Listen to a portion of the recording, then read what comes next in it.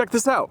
This is the new A6700 from Sony, and Sony didn't leave anything out with this camera. It's an APS-C 26 megapixel compact camera that has a ton of features built into it. The last time that Sony had a camera from this lineup was 2019 with the A6600. So there are some massive improvements with this sensor and everything that you get in this camera. Let's check it out. Quick disclaimer. This video is not sponsored in any way. Sony did send me this camera out to test 2 weeks early. However, they have not seen anything that I've done with this camera, and they're not actually seeing this video until I upload it here on my channel. However, if you do want to help support this channel and you want to learn how to be a creator, I have an entire course platform called the Creator Film School, where I have exclusive courses around making better videos, shooting adventure films, and videos around how to be a creator, grow your audience. And I'll include a link down below in the description to where you can check that out after this video. So I'm shooting the rest of this video on the 6700 so you can see what the footage looks like shooting this A-roll style. And when you're shooting in 4K, it oversamples the 6K sensor. So you get sharper footage and it looks super clear. Now, when it comes to pro features, you have access to 10-bit 422 in this camera, and you can shoot 4K all the way up to 120 frames per second. So right now, I'm shooting 4K 30, 10-bit, 422, and I could cut these files in with my FX3, my FX6, A7S III, and it's all gonna mix well, and you never have to worry about 8-bit footage and things like banding in the sky when you're doing heavy color grading. So the big thing with this camera is size and portability. This camera's tiny. The camera itself weighs just under 500 grams, and when you pair it with something like the 15mm 1.4, it's at like 700 grams or 1.5 pounds. So this camera has a very small footprint, but has a ton of power in this small footprint. But even with the size and how small it is and the APS-C size sensor, you still get access to all of the pro features that you expect from a Sony camera. So when it comes to color in this camera, you have access to S-Log3. And that's what I'm shooting on right now. You can see when I pull my color grade back, this is S-Log3. And then when I add my color grade on, be able to create a much better look over the footage. Now in this camera, it's said that there's 14 plus stops of dynamic range. From color grading this footage and playing around with it the last couple weeks, there is a ton of dynamic range. So you could get your sky back if you're shooting in S-Log3 and you want to be able to color grade later. Now, everything that you're seeing in this video was graded with my set of adventure LUTs, and I'll include those down below in the description if you want to check them out. Now, if you're not someone who wants to dig into color grading and you just want to get a good look out of camera, well, this camera also includes a Cinetone, and that color profile has a professional look straight out of camera. You don't have to do anything to your color, and the footage is going to look great. And this is a color profile that you find on all of other Sony's professional cameras, and now you have it in the tiny body of the A6700. So you can match it up with any camera from Sony's lineup.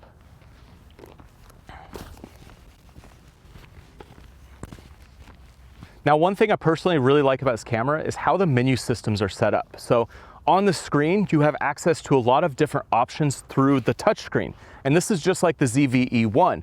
Now, if you don't want to see all of this on your screen, you just swipe to the left and it all goes away. Now, if you swipe up on the touchscreen, you get access to your quick menu, or you use the FN button that's on the back of the Sony camera. Now, if you want access to even more settings, you click the menu button on the back of the camera. And the first two menus are additional quick menus that show you a ton of different settings. And then this is the same menu system that you see in something like the FX3, the Sony ZV-E1. So it's a much better layout than previous models to be able to see where all of your settings are and be able to flip different options on and off. Now, one thing I really like about the ZV-E1 that they included in this camera is just a dedicated button on the menu for log. So you don't have to go into your picture profile and find picture profile 9 to get to S-Log3. Rather, you just turn on your log and the settings for log are right here in a dedicated menu. Just makes the whole process so much easier when you're out shooting. Now let's talk about the design and the layout of this camera. So on the camera itself, you have a nice deep grip to be able to hand hold it much easier. There's also a viewfinder. So when I'm out here in bright sunlight, this viewfinder is super helpful for shooting videos, or if you're someone who shoots photos, it's really easy to put the camera up to your face and be able to take a photo.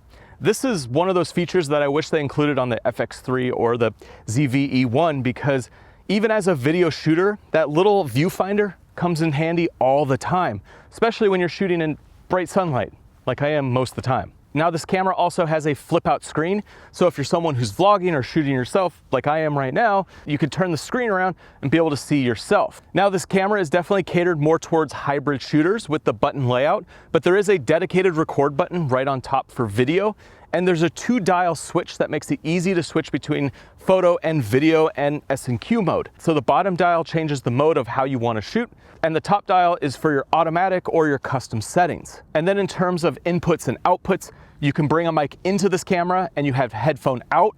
There's only one card slot in this camera, and there's a USB-C and a micro HDMI. So if you are someone who's using an external monitor, well, you only have this small HDMI to output the image. But it's a trade-off because the camera body is so small and compact. Now, one of the big things that was added into this camera is all of the AI autofocus capabilities. Right now I have it set to human, and I also have it set to face recognition, so wherever I am, the autofocus is always going to grab me. You can register someone's face in this camera so that you can make sure to stay locked onto that person wherever they go. It's a super unique feature that really makes this camera usable in a variety of settings, especially when there's a lot of faces in the frame and you're trying to focus on one person specifically. Now also the autofocus covers 93% of the image area. So you're going to be able to track your subject, whether it's a person, a car, a train, an insect, a bird, a dog, and whatever it is, it's going to be able to track your subject. And also if a person has something like a helmet on, it's going to track based on eye, but then also based on head and body position. So there's a lot of features built into this autofocus so that you're always locked onto the subject, whatever scene you're filming in. Now, one cool feature that they've added into this camera is something that was introduced with the ZV-E1, and that is this auto reframing feature. So as I'm walking, the camera's just recording a wide shot, but with the auto reframing turned on, well, it's gonna find me and it's gonna zoom into me, and you could set the level of zoom that you want, whether it's large, medium, or tight. Right now I have it set to the tight. So as I walk around the frame, the camera's gonna follow me. And so this is a useful feature if you're someone who's doing a lot of solo shooting and you don't want the camera to always just be a wide shot and you walk into frame. Rather, you want the camera to follow you so that if you're moving around within this frame, it's gonna continually move with you and track you. And this is just one of those AI features that is super useful to just make the whole process of shooting content much easier. And it's gonna just continue to track me wherever I'm at in the frame. Quick little side note, I just switched over to the 11mm 1.8. This is like a crazy vlog setup with this camera because it's so light. But on top of the camera, I'm using Sony's new M1 microphone, which pairs perfectly with the A6700 because it's this unique microphone that gives you a lot of different patterns to be able to pick up your audio. Right now I have it in the vlog setting, but here you can see on the back of this microphone, there's all these different settings that you can use, and this microphone is tiny and it sits right on top of your camera. Now I'll include a link to a video that's down below in the description that goes over the Sony M1 microphone and all of the features that you have accessible in this little tiny mic. Now we gotta talk about 120 frames per second because it's awesome that this camera does include 4K 120 frames per second. However, it is punched in. So you can see from two shots here, here's shooting at 4K 30 frames per second, and here's shooting at 4K 120 frames per second. And you can see how much the frame crops in when you're using 4K 120 frames per second. However, when you're using 4K 60 frames per second, there's no crop. So it's only when you bump up to that 4K 120 frames per second. So let's talk about stabilization. So on this camera, you get standard and active does punch in slightly to give you a much more stable shot. Now on the ZV-E1, you get access to even higher levels of stabilization. But on this camera, you just get standard and you get active. So here is with stabilization turned off, here is with it on standard, and then here is with it on active. So active does come in handy to be able to smooth out your shots, especially when you don't want to add any post-stabilization later. Now, one thing that's pretty cool about this camera is that you can also load LUTs into it. So if you are someone who wants to shoot with your LUT already loaded into the camera, Well, you can do that. You can't do that with other cameras. Even the A7S III doesn't have this ability. And one thing that's really cool with loading a LUT is that you can load what's called a false color LUT. And false colors are something you find on more professional level cameras, but if you load the LUT into this camera, you could use this camera and view that LUT, but not actually record that LUT. And the false color is a tool to be able to see your exposure much quicker than other tools, and it just expands the ability to be able to use this camera in a variety of ways. Now, I have a false color LUT that I've created. I'll include a link down below in the description alongside my adventure LUTs so that you could check it out after this video and download it so you can start using it in your cameras. All right, so let's talk about this sensor real quick and the ISO limits, because on this sensor, the base ISO is 800. And what that means is when you shoot at 800 ISO, you're gonna get the cleanest noise performance and you're gonna get the most dynamic range. Now on some of Sony's other cameras, there's a dual native ISO. So you get a base of 800 and then 12,800.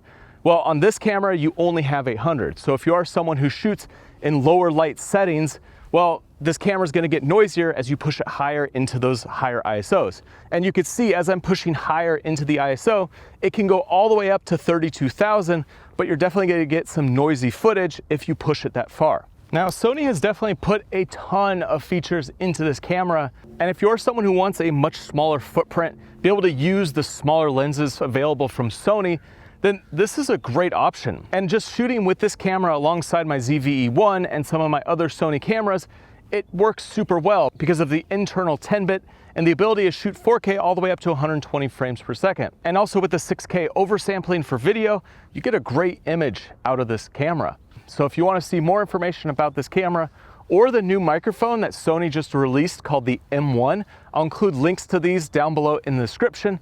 Also, make sure you head over to the Creator Film School if you want to learn how to make better videos and grow your own YouTube channel. And speaking of making better videos, make sure you watch this video right here, which goes through some tips on how to shoot videos like this outside when you're filming by yourself. I'll see you on that video.